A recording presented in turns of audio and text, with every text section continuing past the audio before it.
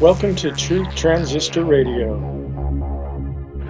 I grew up in a Christian home, and I accepted Christ as my Savior when I was 6 years old. I remember we went to a play of the life of Christ at some church. It wasn't our church. It was, I don't know where it was, but it was a different church than we normally went to.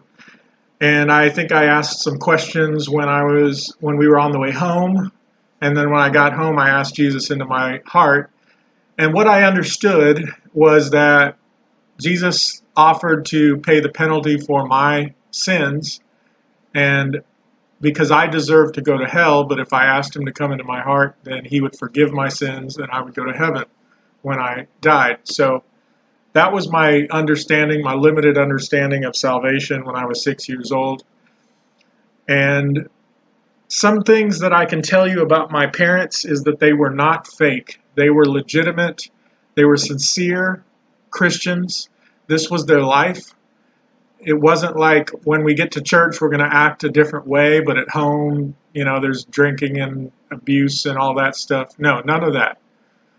My dad told me something as a kid that has always stuck out to me. He said, "I'm not religious. I'm in a relationship." And what that always told me was that Christianity was real. I mean, to him and to my parents, this was real. They believed in a real creator that they had a relationship with. This was not just going to meetings and a religious rituals and things of that nature. It was a real life thing, and it wasn't just. Christianity wasn't just a way to live a happy life or moral guidelines and things, although that's a part of it. Joy comes from having a relationship with the Creator. But a big part of it, but the major part of it was having a relationship with the Father, the Creator of heaven and earth, the Creator of all things. And so this is my understanding.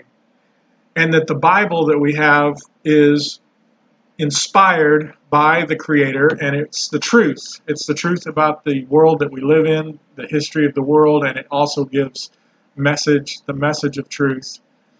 And we learn from things that happened in real life in the past. And I have a very difficult time.